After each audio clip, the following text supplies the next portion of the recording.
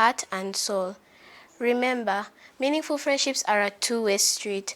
Be willing to show up, listen, and support, and you'll find that that same love and support you gave will come back to you.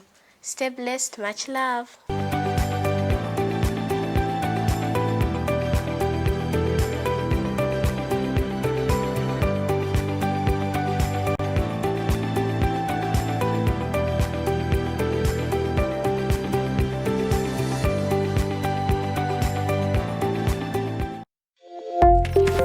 Youth of Purpose.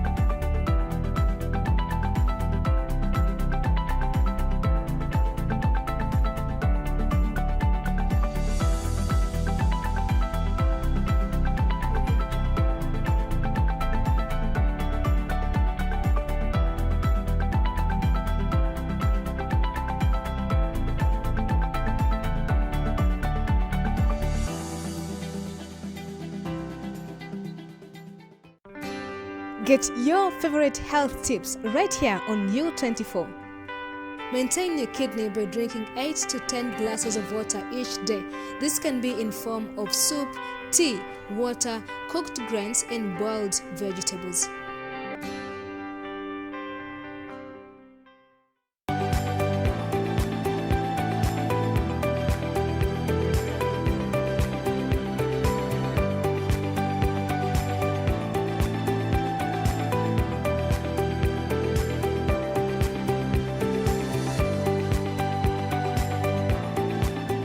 Hello, my name is Erica Murunchi and welcome to Be Inspired by Erica. So today I want to talk about personal hygiene. Personal hygiene is not just a habit, it is a way of life. By maintaining personal hygiene, you will reduce stress, improve on your focus, show respect for yourself and others around you, to the people around you. Take care of your space and your life. Keep your room tidy, wash your hands, cut your fingernails, comb your hair, brush your teeth, and many others. Take care of your space and your life. Brush your teeth, make your bed, bathe, cut your fingernails, comb your hair, and many others. Make cleanliness a habit. Personal hygiene should be a priority. Cleanliness is next to godliness. Stay blessed. Much love. Thanks for watching.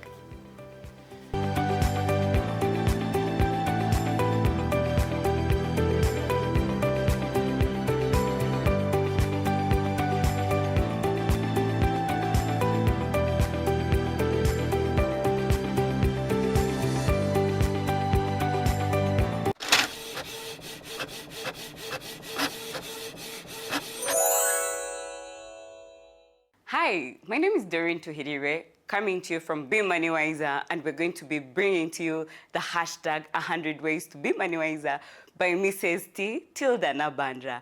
We're going to be running this hashtag 100 Ways to Be Money Wiser on U24 television. Don't miss out.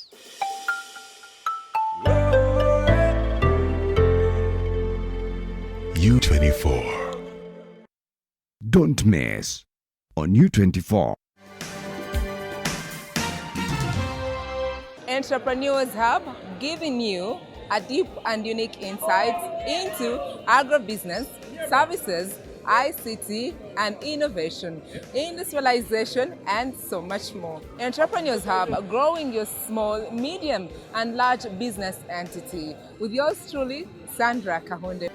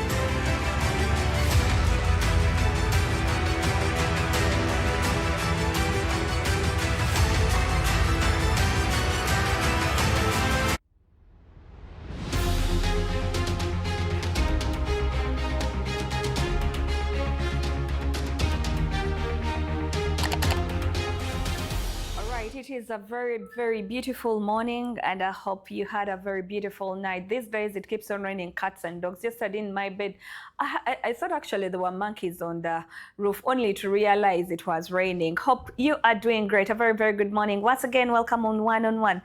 My beautiful name is Sheila Kahunde, your host of, this beautiful show where we talk about a lot, politics, we talk about health, we talk about nutrition, everything that you need to know. With me this morning, an honored and glad once again to have, a honorable. We do describe her as a honorable. And we're looking at, the news that is coming in is something good is likely to happen. So my dear Jovia is likely to, I think I'm likely to be her PA when she goes through in case they vet her and she gets a better post. But once again, I'm honored and delighted to have a beautiful lady.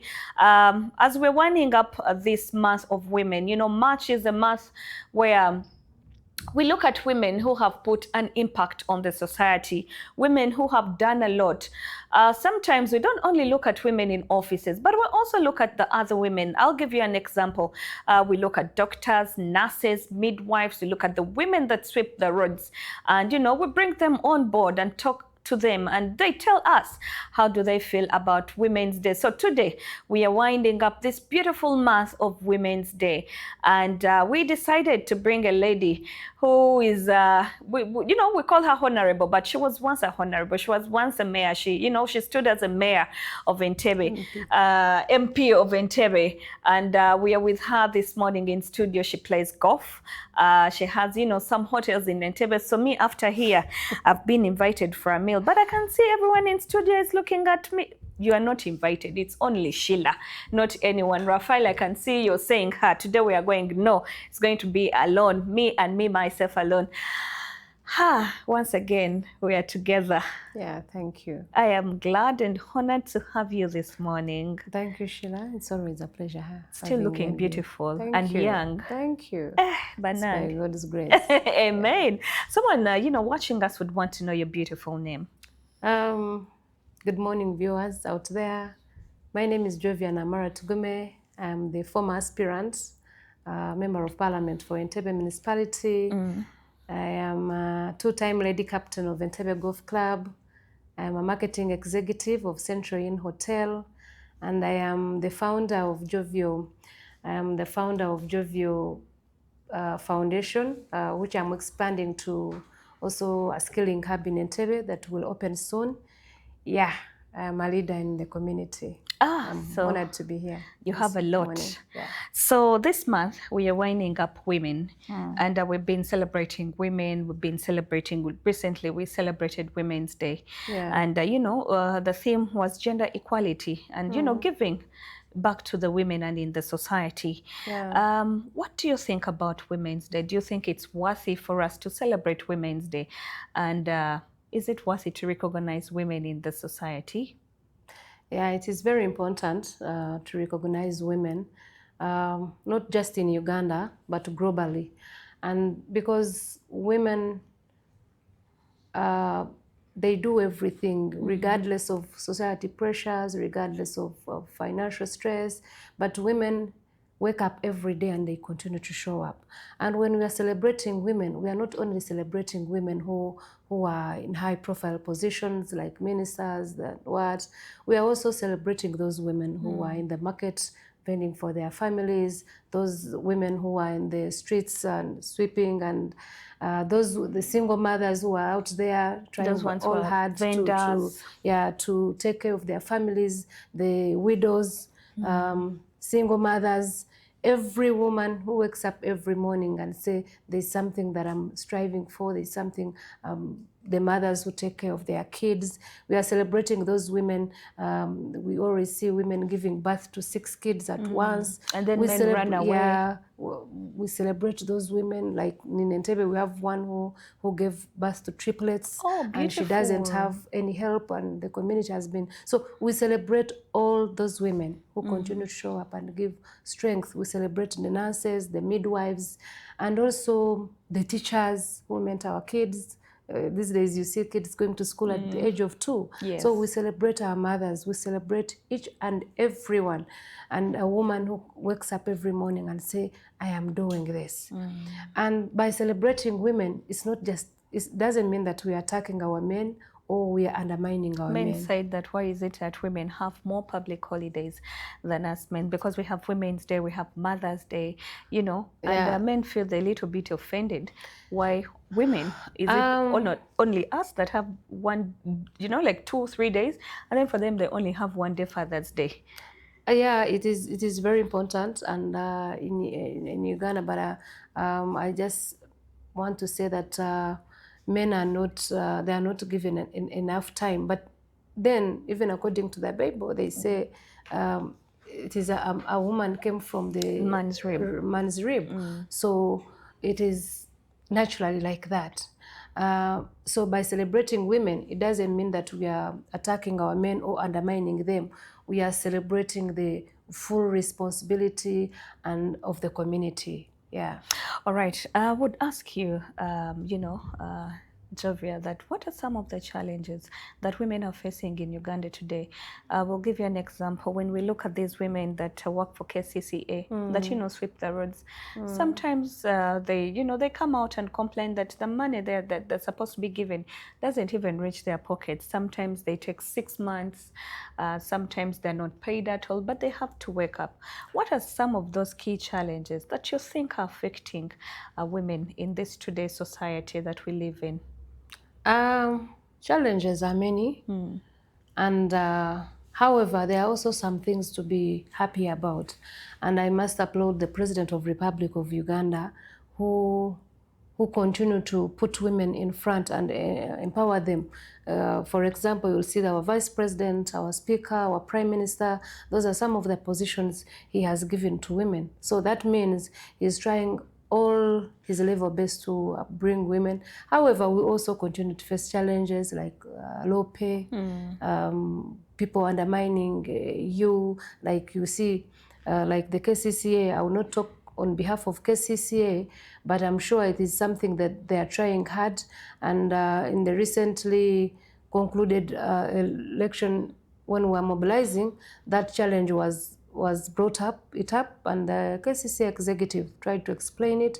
So I'm sure they're finding a solution to it. They're finding a solution to it, yes. Okay, now I would also ask, how can individuals, contribute to promoting gender equality in women? Because sometimes a woman walks into one office and the first thing they will look at you, they're like, wow, this one is too young, cannot hold that position.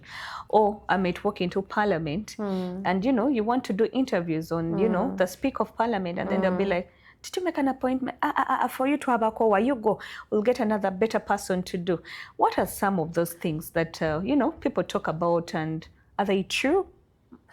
Yeah, a little bit, but because if you see the Ugandan Constitution, Article 21, 31 and 33, they talk about the rights of women. Yes. They talk about the rights of women, that women, 30, 31, they talk about the women should get married at the age of 18 and above. Yes. That means they are protecting women and girl child.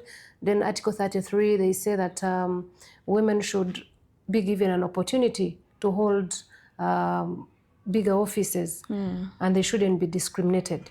So it is in our constitution that women should be given their rights the way they are supposed to be. Women should be given a priority like men. Women shouldn't be violated. Women shouldn't be discriminated in any way, being in offices. Women should also have equal pay. And by doing that, you are empowering a girl child. You are empowering a girl child who is in the village, maybe someone like from Entebbe at the lake, someone from the village, Gulu, Kazo. By empowering them, you're showing them that a woman can also succeed. A woman can also do what a man does, regardless of who she is. And that's when I call upon people who are in offices to give women a priority, to give them a chance to showcase their abilities as women, to showcase their strength, to showcase their discipline and their hard work plus their resilience. All right, now you're watching One-on-One, of course, with me, Sheila, and we're talking about women as we do wind up the Women's Month. You can follow this conversation on our YouTube page, which is at U24 Television. Follow us on TikTok. We are live, by the way. Do not hesitate. We are live there. So just go and put in U24, and then you will most definitely get to see, this talk show. We are live there. Follow us on Facebook, Instagram, and we'll be able to share your views, and we'll be able here to read them out for our dear viewers out there. You talked about women that, the 18 and above. I would want to emphasize and ask you this very question. Do you think young girls are forced in marriage at a very tender age? Because when you go deep in the villages, you see these young girls are still struggling. There are girls that are married off at the age of 14, 15. Some of them even get pregnant at the age of, 11, on how you get your, period cycle. Do you think that the government has done more on, putting an impact on young children getting married, and also men that impregnate these kids to be at least to face the law? Has it really worked hard on that? Like any other society, there are always wrongdoers. But like I said, the Constitution of Republic of Uganda gives a mandate to protect a girl child. And most especially when you go in these villages, because there are some cultures who believe that a girl by the age of 15, 18 should get married. But like you have been seeing, the rates are decreasing. However, there are some of the challenges whereby you go in the villages, you find the girls are not going to school. We have also seen stepfathers sleeping with kids. I mean, their stepdaughters. Their stepchildren. And I know when that's why we call upon everyone I grew up in a society whereby everyone is a parent. You have the responsibility to take care of someone's where someone child. sends you at the shop and auntie finds you standing somewhere, they discipline you. Exactly. That's the society we should also adopt again, because a kid is for the society. If a village raises a kid up, it is not the biological parents that should be responsible. If you go on the road and you find your friends' kids or they're playing in the road, you have to tell them this is not good. Number two, the people who are marrying off the kids, like the Ugandan Constitution is against that. Like I said, you have to get married at the age of 18 and above. And it has to be your willing, and no one should force you to get, because you have, as a girl child, you have a right to education, you have a right to live a life that you would want, you have a right to go to school, you have a right to get good, healthy care. I mean, every girl child in Uganda should have a right to live the life she would want. And that's when I call upon the society to come back to the morals that we had. Way before. way before, because where you see, I thank people who go to police and report. Yes. The other day I saw The a lady, kid being... did you see that lady in Mutundwe who was, you know, who was torturing? burning, yes, Yeah. who was burning the kid. Actually, the daughter, just because like how we are sisters, and I tell you, please take, you know, look after my baby. I saw another one whereby the kids, they plucked sticks in the eyes. That was a stepmother. Naturally, women, we are mothers. That's how God created us. We take care of those we know and those we do not know. So I call upon parents out there. I call upon the women, my fellow women out there. Let us be human. Let us be human. Let us do what we are supposed to do. Let us take care of those we should take care of. The kids are very innocent. A kid of 5 years is very innocent. Yeah, you find a man of, you know, I am not saying 20. that we shouldn't discipline the kids. We should discipline them because the stick is bent when it is still young. young. The Bible says, spare the rod and spoil the child. But we should discipline them in a way that brings back respect to you who has done it. We shouldn't be torturing kids because we didn't birth them or they are the moment I call upon women out there, the moment you wake up and you accept to move in with a man who already has kids, take care of the kids. Don't you know? Don't bring the hate and to the kids. I am not saying we are perfect, but you should know how to handle matters. Kids are innocent in front of us. And before you do something, first put yourself in those shoes. What if it was my kid that was being done to? How would you feel? Yeah, how would you feel, honestly speaking? I call upon the women out there to get up. The president has given us so many initiatives that really help women out there to work and have some income in their pockets and have, I know they might not get exactly what they want, but at least they have something to do what? To start from. To start a So small sometimes business. it is stress, sometimes it is what you go through in social and in social appearance of life. But we have counselors. When you see something is beyond you, you go and pray, you go to counselors, they are there, and it is their job. They are trained counselors to comfort you and let you know how you should hold. You shouldn't just hold matters in your hands like that. All right, so how can men, you know, play the role of supporting women's rights and equality in our day-to-day society? I'll say I'll thank men who are out there supporting their wives, who are out there supporting women. I give them thanks any day, any time, and I must tell them that it should be a continuous support. It is their mandate also to support women, just like we also support them. When you support a woman, you support the whole nation. You support the whole world. It is not just that you're just supporting a woman, it will stop there. And that's why they say when you want something to be done, you give it to a woman. Yeah. All right. Once again, you're watching One on One right here on Year24. Follow this conversation on our YouTube page. I am honored and glad once again to have Jovia with us in studio. And we're talking about women as we do wind up, you know, the Women's Month. Something that she has said that has caught my attention is way before this new, you know, this new society, I could call it, we had a way of disciplining children that in case Jovia finds my little one on the way, would ask, what are you doing here? Who brought you out? And there would be a way of guiding them. But these days, the society no longer cares because it's a thing that happens that, what if I touch someone's kid and I'm put in jail? Well, I think we need to adopt those ways of, you know, getting back our discipline, the way we grew up and the way our parents, you know, taught us and how we respected the people in the society. Jovia, lots of things have been said about women. Let's talk about women with disabilities in this society. Do you think they have been given an equal, equal right? Yeah, I know they have, because How? they have been given a chance.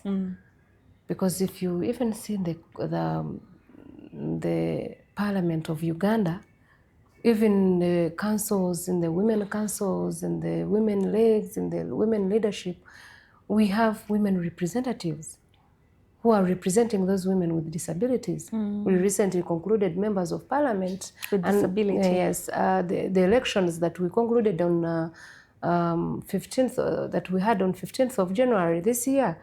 The people with disabilities and women, they were elected into offices, they were elected into parliament. So they are out there being represented from the village level up to the parliament.